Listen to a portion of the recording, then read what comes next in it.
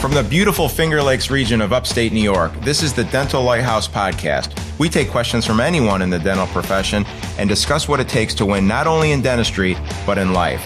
Business, leadership, relationships, parenting, health and wellness, money management, nothing is off limits on the Dental Lighthouse Podcast. I'm Jason Tenori, your host, and have over 20 years of experience to pull from. Learn from my mistakes and let me help you collapse time so you can become the best version of yourself. Yo, Dr. Jason here, Dental Lighthouse Podcast, and I'm going to do another rambling, another musing, another, whatever you want to call it, video. Or it's a video, so if you want to get on YouTube and see my ugly mug, feel free. Otherwise, just listen to it in your car or your truck. It's a beautiful Saturday morning here in upstate New York. I just got a great deadlift workout in. For those of you guys that are close to me know that I was in a powerlifting competition in April. And my opening deadlift pull, I really wrecked my hamstring. Turns out it wasn't my hamstring, but it was where the hamstring muscle inserts into my ass bone. That's a technical scientific term. And man, I was a wreck for like 3 weeks. And it really put my training back a lot. So I had to go super, super light, slowly work my way back up. I'm not quite there yet, but today was definitely my best deadlift session since then. Still feel it just a hair in my right hamstring butt area. Could be because I'm old. Could be because the injury is not 100% yet. Who the hell knows? Drinking some sun-brewed iced tea. Anyways, I wanted to kind of break down a coaching call I had yesterday with a great doc from Virginia. I've been working with this doc for a while, and I just love everything about him. And a couple of years ago, we really started to unpack vision and what's he want out of life, in terms of revenue size, office size, how many hours does he want to work per week, all the stuff that you guys have heard me ramble on about. And ramble's the right word, but I don't want to dismiss. Rambling also is a word that can be dismissive, like it's not important. Nothing's more important. And again, I'm not going to get into vision work in this podcast, but I have in many other ones. So, cliff notes here or footnote or whatever note I'm supposed to reference there. Make sure your vision's dialed in. Anyways, I was working with this doc from Virginia, and we spent a lot of time and we got his vision dialed in. And once you get the vision dialed in, everything else is easy. It really is. The worst thing is climbing the ladder of success and only to realize the ladder's leading against the wrong building. Talked about that a lot in Philly this past weekend as I was speaking at the Dental Nachos conference. When you surround yourself with really great doctors, and by surround, I mean in your network, and you see everybody doing these amazing things, you sometimes say to yourself, why aren't I doing those things? And, comparison is the thief of joy. So you have to have absolute clarity with what you want. And you should compare yourself to you. You should compare yourself to who you were yesterday or who you were last month or who you were last year. That's the true basis of comparison that I would encourage you to look into. Stop comparing yourself to other people and what they're doing, because their goals in life deep down are significantly different than yours. So you do what you need to do to reach your goals, and then you will be very, very happy. You will be full of joy. But again, I didn't mean to kind of go on a tangent about vision. But anyways, great docs, did some vision work. So his vision was a single location, multi-doctor practice that was going to be out of 12 ops. And to do that, he was currently in 6 ops. To do that, he needed to take over the space next door. He's in this kind of strip mall thing. And this stuff takes time, but it's easy because you know where you're going. It's just like when you're on a road trip, the driving's easy as long as you know which way to go, right? So he punched in on Google Maps where he wanted to go, and now he's in the process of getting there. So they just took over the additional space, and he was faced with a dilemma. He was that classic 2 hygiene, one doctor. He was the doctor, working 4 days a week, very busy at capacity.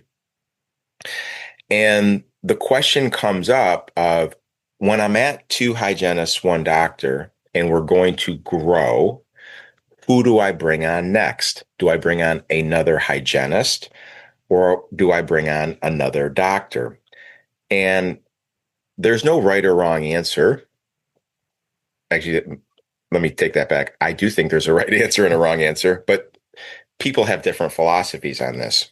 My good friend Jake Conway was presenting at the Dental Nachos seminar boost thing, they call it, as well. And I think he talked just before me or just after me, and he's talked specifically about this question. And his recommendation is to, when you're faced with this dilemma, to bring on the second doctor before you bring on the third hygienist.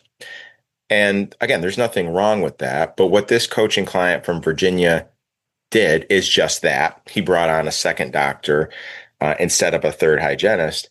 And what he was experiencing is two doctor schedules that were not nearly as full as he wanted them to be, mainly because there wasn't enough hygiene to fill those doctor schedules. So again, as you guys know, I'm a firm believer of an ideal ratio of two hygienists to one doctor. What I would have done in this situation is brought on the hygienist, and now you'll have three hygienists to one doctor. But you're like, oh, Jason, you just said that you're not a believer in going above that 2-to-1 ratio. Long term, I'm not. But I just did another podcast where I talk about, in every situation in life, you're going to experience a little bit of pain. Now, you can choose to experience it now, or you can choose to experience it later. So this is one of those, my coach, Alistair McDonald, calls them ceilings of complexity. So this guy in Virginia was faced with a ceiling of complexity. He was coming up against a ceiling of complexity, and he had to make a choice. He chose to add a doctor, and adding that doctor dealt with the complexity, but the pain of that was, now you have a couple doctor schedules that are not nearly as full as you want them to be. Well, my recommendation has been in situations like this is to bring on the hygienist, the third hygienist before the second doctor, and experience the pain in the short term. So the pain in the short term is what? It means that one doctor is going to have to chase after three hygienists. Now, certain people are wired to do that, and certain people are not. If you guys have ever heard me speak on block scheduling and optimal doctor scheduling, you've heard me use the term unicorn doc. Well, unicorn docs can do that. And unicorn doesn't mean that they have any like special gift outside of self-awareness, right? They have this little spidey sense that tells them where to go and when. So when I am in a situation personally where I have to deal with three hygienists and my own 2 columns of restorative dentistry by myself, obviously with 2 assistants, but with no other doctor, is it hard? Yes. Is it painful? Yes. But I can do it, and I can do it not for years, but I can do it for 4, 5, 6 months. And the way to do it is to continually know moment to moment to moment where you need to be and when. It's also, a lot of you guys have heard me use this phrase, handle the objection before it becomes an objection, right? So what do I mean by that? I mean, when you're going to give a block on your patient because you need to do a build-up and crown on 19, you give that block, and then instead of leaving the room to do everything else that you have to do, you say to Mrs. Jones, I just got you numb. In order to do what I need to do on this tooth, the Novocaine needs to sit in for about 15 or 20 minutes. I don't want to start the procedure until you're fully numb. You'll experience that numbness right out to the middle of your lip. Do you have any questions about that? And they don't. So I leave the room, and I've just bought myself 15 to 20 minutes. And in 15 to 20 minutes, I can go see an emergency in my second chair, and I can do those 3 hygiene exams, and then I can come back to the room and start prepping my crown. I can 100% guarantee you, this only happens every single time, that if you give the block and leave the room, Mrs. Jones is going to look at your assistant 5 minutes later and say, "Where's the dentist?" Because you didn't handle the objection before it was an objection. So that's just one tool that I've used to manage hygiene when I was the only doctor. Another tool that I've used is setting up a system where if someone in hygiene is a current patient, didn't have any updated x-rays taken, doesn't have any outstanding treatment, we give them the option of bypassing the exam. So instead of doing 2 exams per year, we would do one, or they would skip this particular exam. Now we give them the choice, and I would say it's been my experience, roughly half of the patients choose to bypass the exam. So that buys me some time, right? And then we're communicating via Slack in the office. Mrs. Jones chose to bypass the exam. And I don't have to ask any questions because the hygienists know the protocol. If there were no x-rays taken and there's no outstanding treatment, you automatically ask them. Now at morning meeting, we'll say, hey, we're going to put in the bypass exam protocol today because maybe my 2 columns are really busy, right? Maybe there's a lot of consults where I know I'm going to get sucked into long conversations. Maybe I scheduled something inappropriately. For example, instead of giving myself 2 hours for molar endo, build up crown, for whatever reason, it was scheduled for an hour and a half. So I know I'm going to be tight on time. So we'll put in the bypass hygiene exam protocol. The third strategy that I would encourage you to do if you fall into this situation is, okay, timestamp it. Okay, for the next 3 months, 4 months, 5 months, I'm going to be chasing after 3 hygienists by myself. Give yourself some grace and give yourself more time in your restorative chairs. So if you typically schedule an hour for crowns, make it an hour and a half. If you typically schedule um, 2 hours for endo build-up crown, give yourself 2.5 hours. Will that affect your productivity? Yes. On a daily basis, you'll probably end up doing maybe $1,000 less in dentistry, maybe $2,000, right? But it will afford you enough time to be in hygiene, talk to those patients, present the treatment that they need, and ultimately fill your schedule 4 weeks from now. I just did a podcast. I don't know when it'll get released, probably before this one, where I told the example of one of my associates who was chasing after 3 hygienists because of circumstances I unpacked on that podcast. And her schedule 4 weeks later was not full because even though she was doing more hygiene exams, she was in and out of the room quickly. She wasn't presenting the dentistry that those patients needed because she only wanted to get back to her room and stay on schedule. So again, we talk about pain. She was choosing to defer the pain of running behind and experience the pain a month later by not having enough procedures in her schedule because she didn't treatment plan enough dentistry.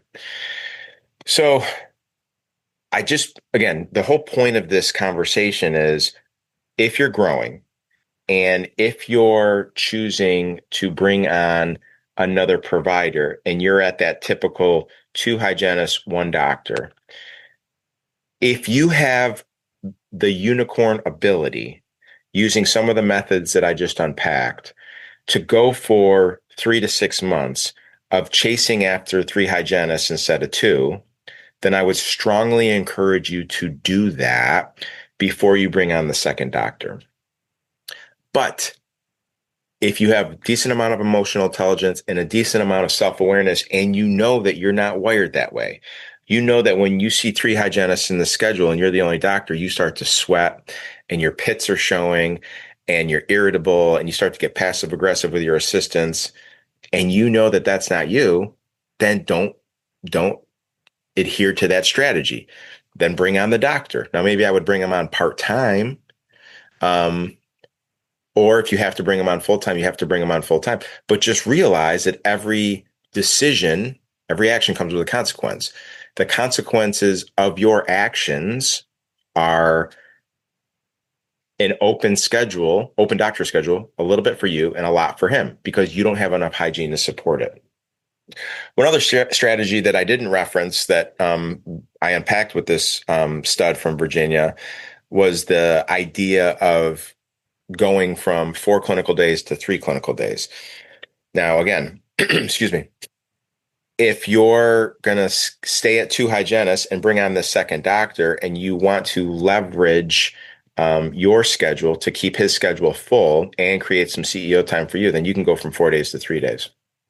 That gets difficult if you bring on the hygienist first and then you bring on the provider. Why is that?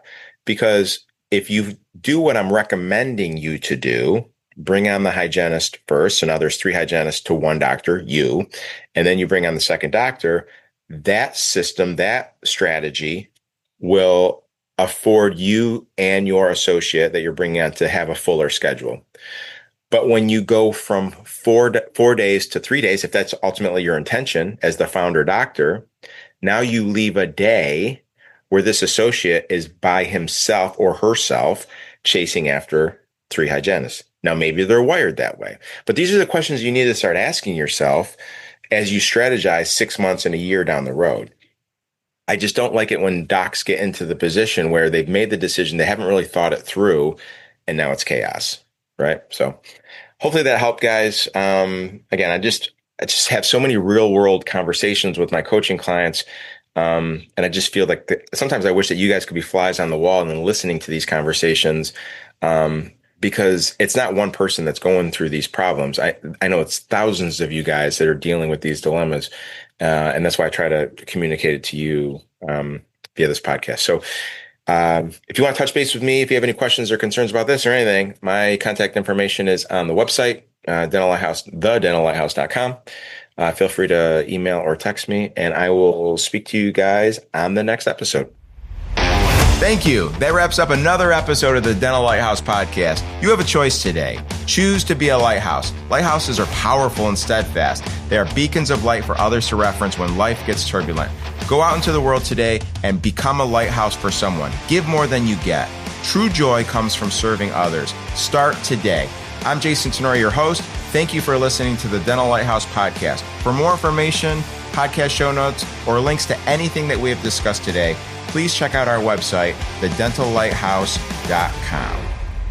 We would love to hear from you. If you would like to get on the show, please email us at podcast@thedentallighthouse.com.